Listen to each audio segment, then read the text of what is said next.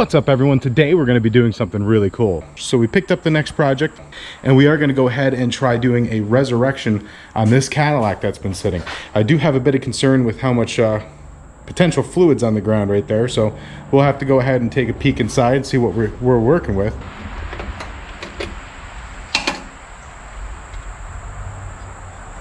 This thing is bone dry.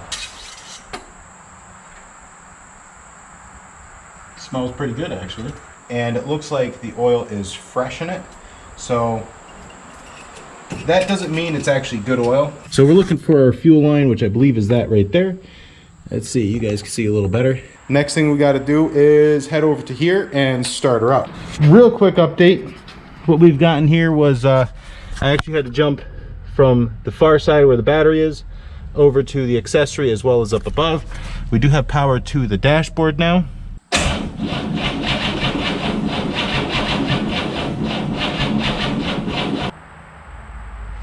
So let's go ahead and check for continuity here.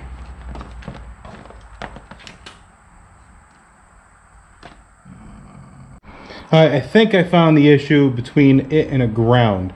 Kind of just cleaned it up a bit. Everything inside the distributor looked pretty decent, but I went ahead and used a little bit of Brillo pad to, you know, get her a little bit clean. There was no gasket in there, so it was possible just humidity. So let's go ahead and give her a shot, guys. Oh, and it's been a while, so let me squirt a little bit of fuel in there.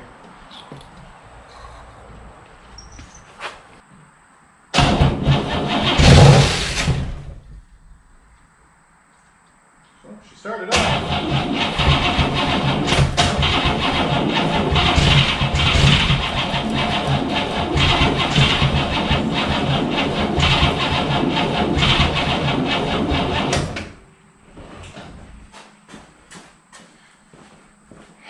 What's our fuel situation like? She's not leaking, is she? Nope, she's not leaking. We may just be waiting for gas to get from here into the carburetor, which if I step on it a little bit, put a little bit of pressure on it, might get a little bit more in there. Let me grab my flashlight. Getting any fuel into it yet? Ooh, maybe. Finally getting fuel. We finally getting fuel? No. Oh, there's fuel, guys. Yes. There we go, guys. Go ahead and move the... Oh, I got to fill the one tire up with air, and we'll try moving it out of the garage here.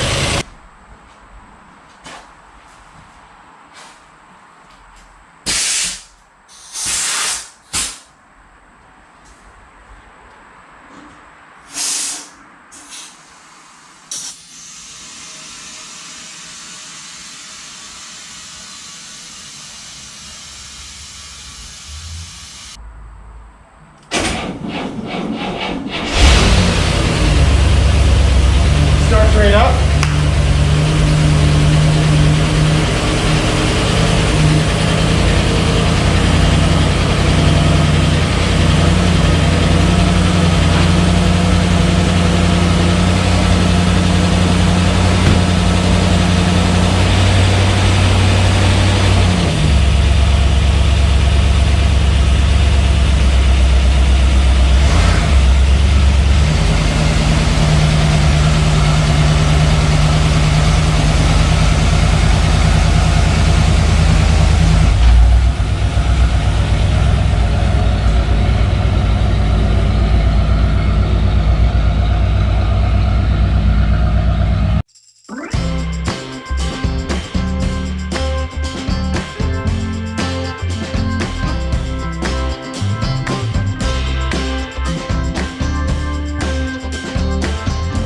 So we got it about a mile up the road, put some air in the tires, and she is running a bit warm, and when I shut her off, she has a tendency of dieseling. So I'm gonna go ahead and check the temperature real quick, see if we can't maybe open that, yeah, we should be able to open that up and see if it needs more coolant. All right.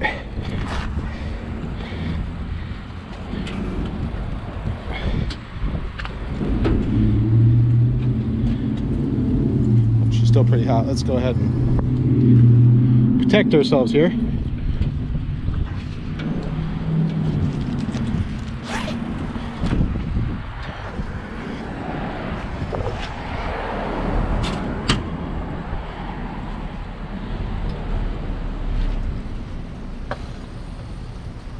Okay, a little bit off steaming, but I know what I'm doing. oh, more than a little bit off steaming. Well, that's fun. All right, she sucked down about 2.5 more gallons. We're gonna let her sit a little bit. And unfortunately, I can't help bleed the system because of the spring, like I was saying. But I don't see any bubbles coming out now. That's great.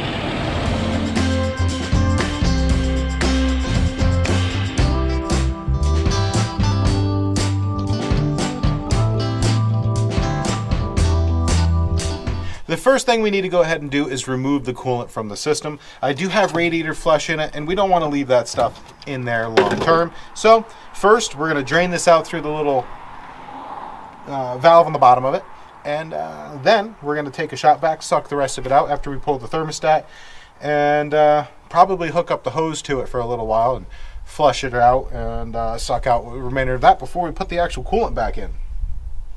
Like any quick job, you're one broken bolt away from oh no. And that's no different here. We have an issue. Obviously, it's definitely a good thing we're replacing the water pump because she it's not too terrible. Like, definitely meh there, but yeah, she's rotting away. This old aluminum from the 60s and 70s is not really impressive to me. Yeah, junk. Now leads us to this. We have a broken bolt there, broken bolt there. Fortunately, that one's, we can at least put a nut on there a lot easier. And that one we'll have to put a nut on it. I'll probably drill a tiny bit out of the center of it so we get a little bit better weld to it. And then we have one flush to the timing cover and one probably inside of one of these. I can't remember. I think it broke off in there. I don't think this one's the broken one. So I'll put a little bit of a screwdriver in there and see which one it is. But yeah, every job, right? At this point we would be putting it back together and we'd be in pretty good shape, but oh, we're breaking out the welder.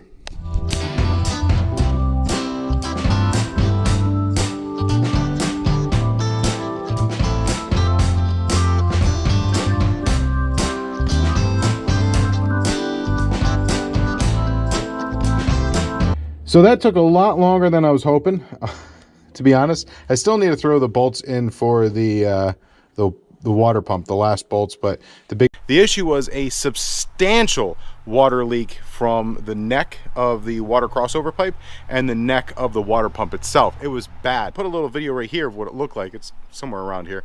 And then what really ended up being the problem was kind of a twofold. First, the gaskets that came for the crossover pipe, the ones that go right here, the gaskets that came with the water pump were paper thin.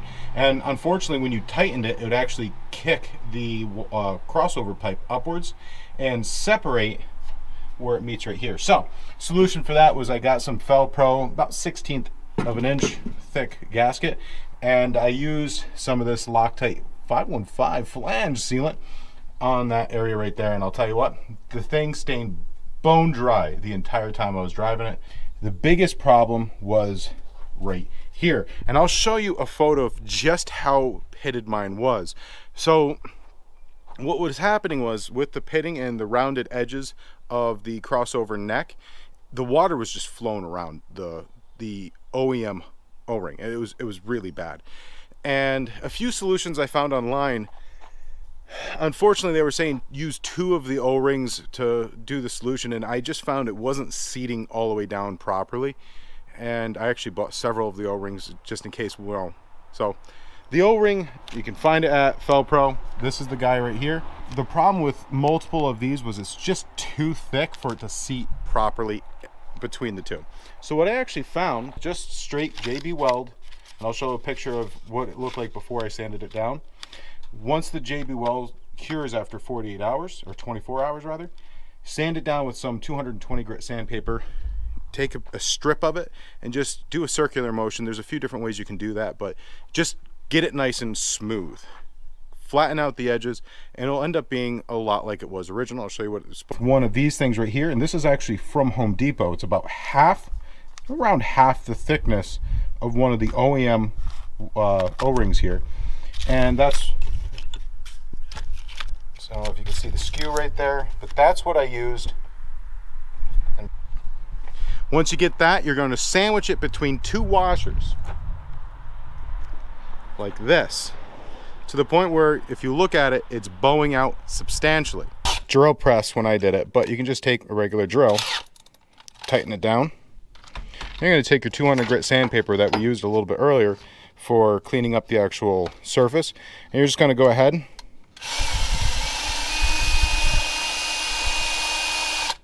until all these nubs are gone. So we'll go ahead and make it this way, it's a little bit easier. You want this to be nice and smooth, just like that. And once you get it to there, make sure you clean it off. And you're going to actually use the O-ring first, which this is going to be going into the actual water pump. But what it'll kind of look like if you're going from the water pump up. Now I do have this squeezed pretty tightly, so I don't know if I'm going to, give me a second, let me loosen this up. So what it's going to look like is the top of your crossovers here and your water pumps down here. You're going to use one of these O-rings and one of these right here, and you're just going to slide it up. Now don't take too much material off of this because you want a nice and snug fit. This is great because you can see how nice and smooth this is now. It is able to withstand hot temperatures of water. And this right here combined with this, I did not have a single leak. The thing stayed beautifully dry, and we'll see if we can't sneak you guys down inside there. That's where we were leaking profusely. Now back to your regularly scheduled program.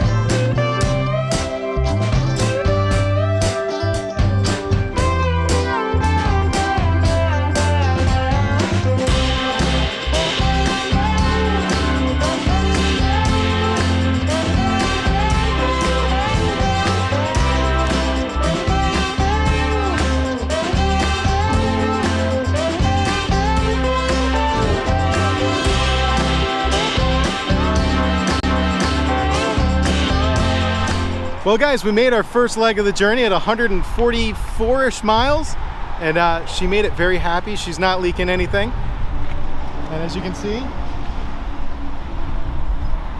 get a better angle at the White Castle here. There you go, guys. So yeah, I've never had a White Castle before, and we're gonna go ahead and enjoy ourselves a couple nice, what are they considered, slam burgers? Sliders. All right. Well guys, let's get to it.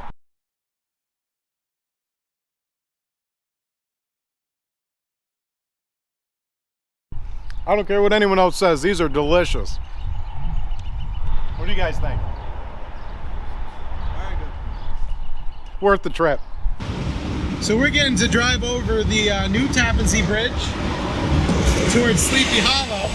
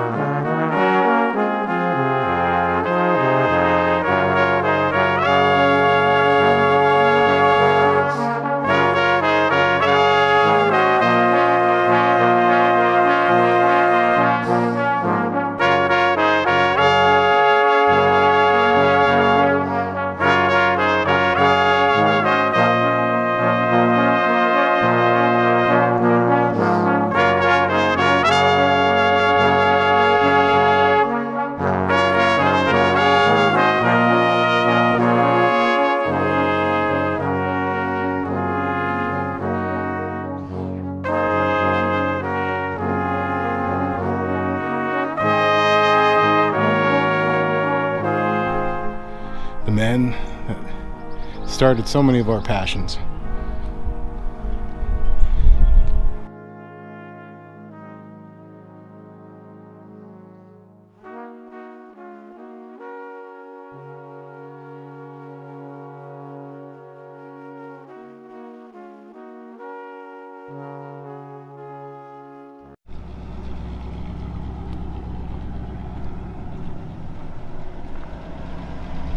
Well guys, it did the road trip flawlessly. I was actually expecting, you know, I always expect the worst and hope for the best, and we definitely had the best outcome. It did fantastic. Like, I think it needed to breathe a little bit. It started out smoking a bit, and not terribly, but I'll tell you, by the end of the trip, this thing takes hills like it's nothing, and it's just such a time capsule, guys. Let's just take a listen to this thing. You have yourselves a wonderful night. Remember, keep your shiny side up, which this thing's definitely shiny, and God bless.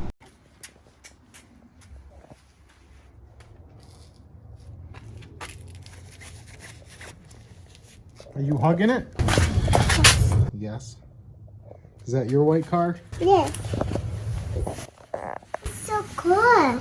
It's so cool, car. Going on. It's going on.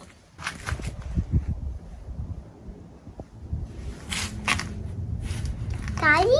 Yes.